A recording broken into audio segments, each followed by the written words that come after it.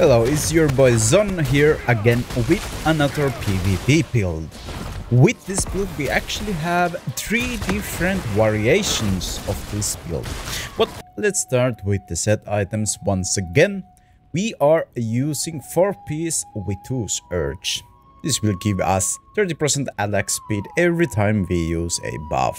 And with 2 pieces we will get 30% increased duration on beneficial effects. So this Witu's buff will last 4 seconds about.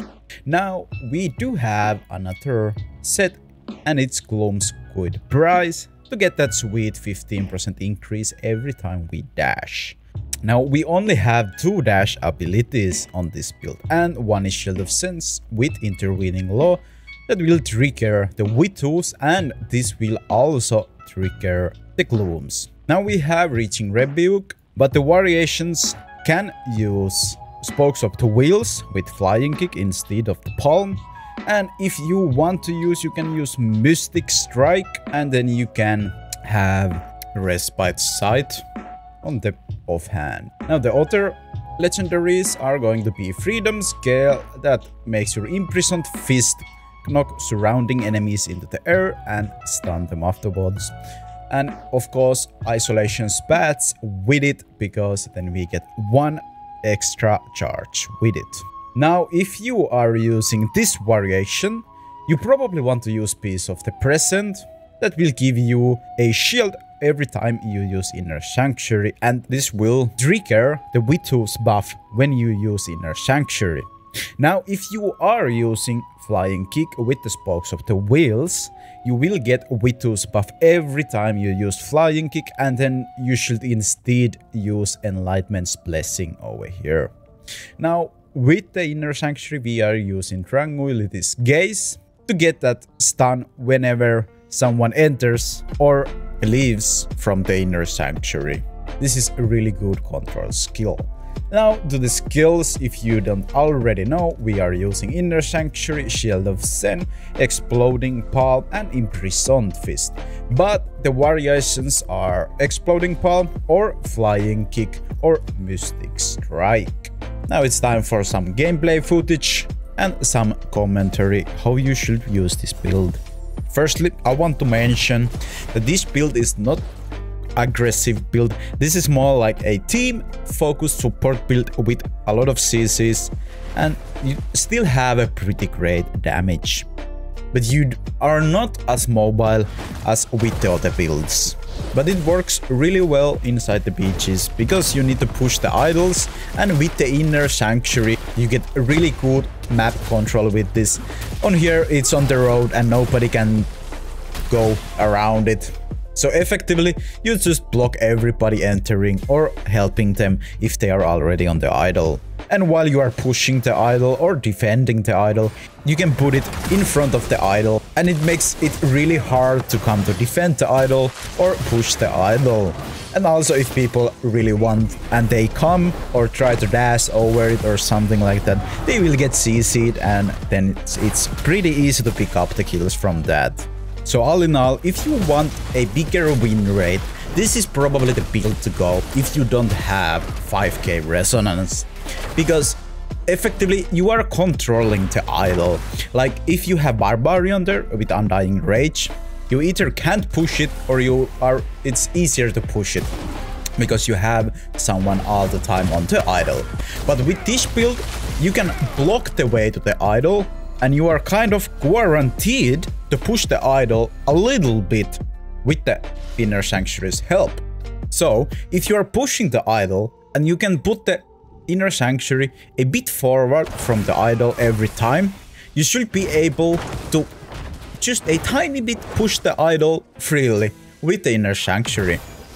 And the Inner Sanctuary is also so good in teamfights because then people are really afraid about the Inner Sanctuary and they don't want to approach that. And if you already have a few friendlies fighting inside the Inner Sanctuary and you have few enemies there, that will effectively split the team, the enemy team, to half, because other guys don't want to come inside, and you get this kind of easy kills inside the inner sanctuary because you don't have the problem of enemies coming there. Although if you have wizards and demon hunters, they still can beam inside there. But if you play the inner sanctuary right, it is really huge deal. And while you have the enemies inside the inner sanctuary, it is pretty easy to CC them with the imprisoned fist, as they cannot leave there, or if they do, you just Fist of Thunder to them, and then you use imprisoned fist to CC them. Now, if you are using the flying kick version of this build, if you have enemies inside or outside of the inner sanctuary, you can use the flying kick to knock them to the inner sanctuary to CC them. But myself, I still prefer the palm for the extra invisibility frames. So as you can see, I'm not playing as aggressive with this build because I don't have so many dashes, but it's really good support build.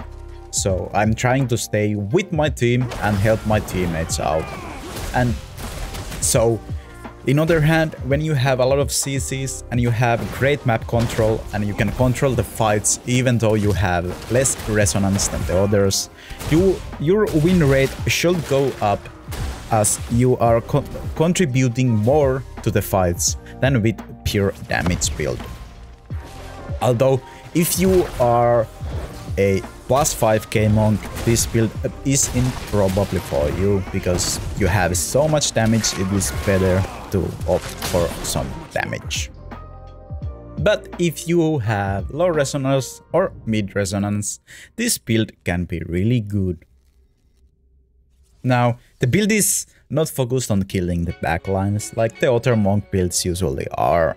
Although, if you can get in the middle of the backline and drop the Shield of Sin and you have some friends over there, you can focus on trying to kill the demon hunters and wizards. If they are inside the inner sanctuary, this build is not that good when chasing. So this build does not work like my other imprisoned build, because that build is way more aggressive while this build is way more defensive. If you wanna be aggressive, you need to wait your teammates to be aggressive and then you come in with the CCs.